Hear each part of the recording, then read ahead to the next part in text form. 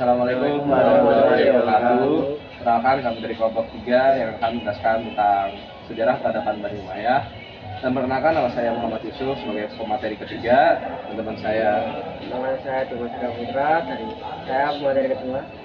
Nama saya Zafar Masdiki Mardiansyah, saya pemateri pertama.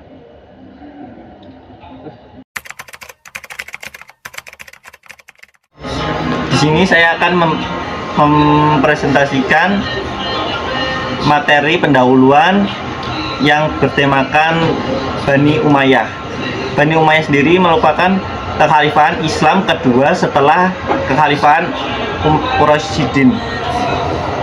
Bani Umayyah sendiri berkuasa selama sekitar 90 tahun dari tahun 661 Masehi hingga 750 Masehi dengan pusat kepemerintahan di Damaskus, Suriah.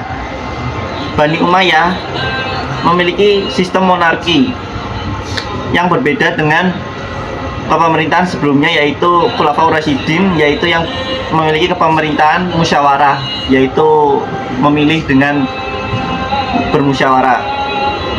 Sistem monarki pada masa Bani Umayyah dianggap sebagai titik awal munculnya dinasti politik dalam sejarah Islam, karena untuk pertama kalinya kepemimpinan umat Islam diwariskan secara turun-temurun dalam satu keluarga, bukan melalui musyawarah seperti pada masa Khulafaur Rasyidin. Muawiyah bin Abu Sufyan, pendiri Bani Umayyah, menunjuk putranya yaitu Yazid sebagai penerus, sehingga kekuasaan berubah menjadi bersifat monarki herediter. Langkah ini menandai pergeseran dari kepemimpinan religius yang berbasis keutamaan dan pemilihan umat menuju sistem kekuasaan politik yang berorientasi pada keluarga, yang kemudian menjadi pola umum dalam pemerintahan Islam selanjutnya. Selain itu, ada beberapa prestasi yang diraih oleh kepemerintahan pada masa pemerintahan Bani Umayyah. Yang pertama, bahasa Arab menjadi bahasa resmi pemerintah, menggantikan bahasa Romawi dan Persia. Yang kedua, perkembangan pesat seni sastra Arab dengan munculnya tokoh-tokoh sastrawan dan pakar bahasa. Yang ketiga, pencapaian arsitektur monumen seperti pembangunan Masjid Damaskus dan Masjid Agung Cordoba. Yang keempat, perdagangan internasional dan ekonomi yang tumbuh pesat. Yang kelima, pengembangan ilmu pengetahuan dan budaya melalui pusat-pusat intelektual, serta kemajuan dalam ilmu qiraat dan tafsir Al-Quran. Ya, Bismillahirrahmanirrahim. Ya, saya di sini akan menjelaskan tentang kelemahan Bani Umayyah. Yang pertama, sistem pemerintahan monarki absolut yang menekan kebebasan musyawarah dan kritik rakyat. Ya. Lalu nepotisme dan kecenderungan penguasa yang menikmati kemewahan berlebihan. Nah, ini termasuk kesombongan. Jadi yang rakyat menderita, sedangkan penguasa kayak pejabat-pejabat sini itu kayak menikmati uang dari kita, seperti ini negara Konoha sekarang saya ini ya. Di surat Al-Isra ayat 37 yang berbunyi, wala tamshi bil ardi marha innaka antarikal walan tablughal jibala tula, yang artinya, dan janganlah engkau berjalan di bumi ini dengan sombong, sesungguhnya engkau tidak akan dapat menembus bumi dan tidak akan sampai setinggi gunung. Nah, ini sebagai yang seperti pejabat tadi ini yang sombong tadi ya. Lalu kelemahan ketiga ini kurangnya fungsi lembaga perwakilan rakyat dan tekanan terhadap kelompok yang tidak puas. Lalu yang kelemahan yang terakhir, perubahan sistem pemerintahan yang menginginkan nilai-nilai demokratis. Nah, kan kita tahu ini sistem monarki di Bani Umayyah saat ini ya ini ada pengaruhnya yakni Bani Umayyah di Damaskus membawa perubahan penting dalam sistem pemerintahan Islam dengan menginisiasi sistem monarki absolut yang menggantikan sistem Khulafaur Rasyidin yang demokratis. Kekuasaan khalifah tidak hanya mencakup urusan agama, tetapi juga urusan politik, militer, dan sosial. Meski mencatatkan kemajuan kebudayaan dan administrasi, sistem ini juga mengakibatkan tekanan sosial dan lahirnya revolusi, yang pada akhirnya menjadi faktor kemunduran dinasti ini. Nah, sistem monarki itu dan pengaruhnya apa? Ya di surat apa? Ada. Ini kalau yang buku ini. Ada di. Nah, pengaruhnya itu ada di perubahan revolusi sosial kan. Nah, perubahan revolusi sosial itu kan di surat Arab Kalau ada ya, itu ini udah dua dibicarakan tuh, orang. ayat 11 dibicarakan tentang innallaha yughayyiru ma biqaumin hatta yughayyiru ma bi anfusihim. Sesungguhnya Allah tidak akan mengubah keadaan suatu kaum sebelum mereka mengubah keadaan yang ada pada diri mereka sendiri. Ya, nah karena sistem monarki itu langsung merubah semua yang ada di sistem pemerintahan politik ya. Jadi Iya, gitu. ini kayaknya pas untuk tadi. Biografi. Nah, sekian dari saya. Oke, di sini saya sebagai pemateri ketiga akan menjelaskan tentang konsolidasi dan pembaruan politik pada masa Umar bin Abdul Aziz dan gerakan oposisi terhadap Bani Umayyah. Konsolidasi dan pembaruan politik pada masa Umar ibn Abdul Aziz, masa kekhalifahan Umar ibn Abdul Aziz yaitu sekitar 717 sampai 720 Masehi, sekitar 3 tahun. Ditandai dengan konsolidasi dan pembaruan politik yang pesat, meliputi perbaikan birokrasi, pemecatan pejabat korup, pengembalian hak-hak rakyat yang dizalimi, dan reformasi keuangan publik melalui optimalisasi zakat dan penghapusan pajak yang memberikan kebijakan bertujuan untuk mengembalikan keadilan dan kemakmuran serta membangun fondasi asuransi sosial dan fasilitas umum. Terus yang kedua, gerakan oposisi terhadap Bani Umayyah.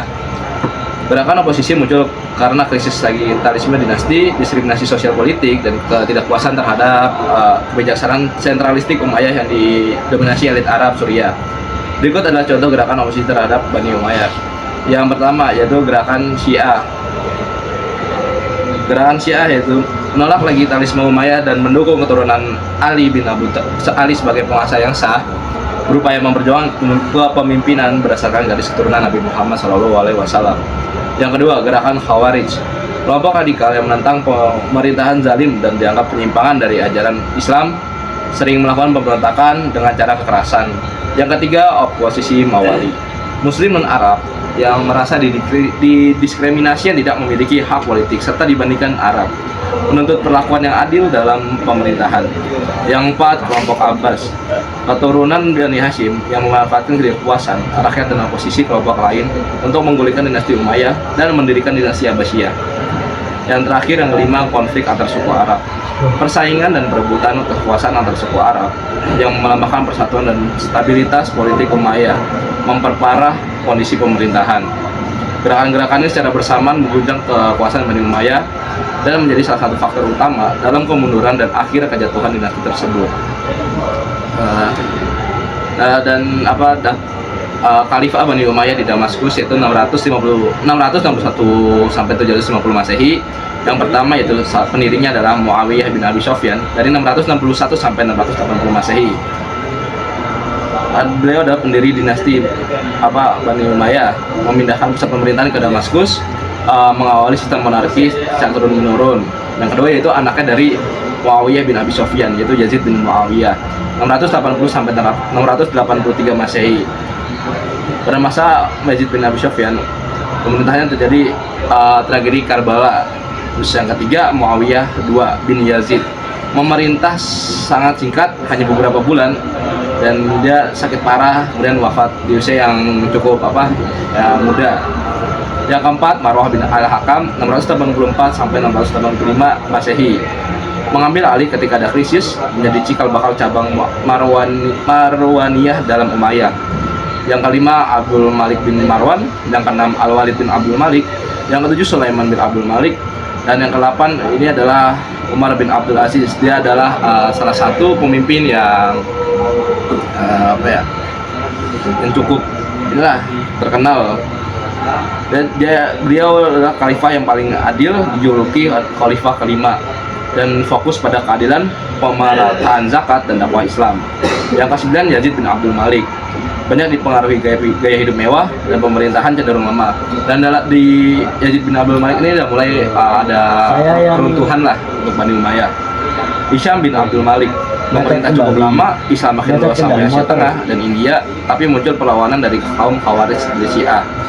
Yang ke-11, Al-Walid II bin Yazid yang ke-12 Yazid III bin Al-Walid, yang ke-13 Ibrahim bin Al-Walid, yang ke-11 Marwan II bin Muhammad. Di akhir ini khalifah terakhir Bani Umayyah di Damaskus kalah dalam revolusi Abbasiyah yaitu 750 Masehi. Bisa keluarganya lari ke Spanyol dan mendirikan Bani Umayyah II di Andalusia. Setelah jatuh Damaskus, satu keturunan Umayyah berhasil selamat, Abdurrahman Ad-Dakhil, Abdurrahman I, mendirikan Bani Umayyah di Andalusia atau Cordoba tahun 756 Masehi. Dinasti ini bertahan berabad-abad dan melahirkan peradaban Islam maju di Eropa. Jadi totalnya ada 14 khalifah di Damaskus, yaitu 661 sampai 750 Masehi atau sekitar 139 tahun. Dan dilanjutkan dengan Bani Umayyah II di Andalusia atau Spanyol dari 756 sampai 1031 Masehi. Tadi dari kelompok kami, mohon maaf bila ada salah kata dan salah materi, mungkin kurang lengkap materinya. Mohon maaf. Wassalamualaikum warahmatullahi wabarakatuh.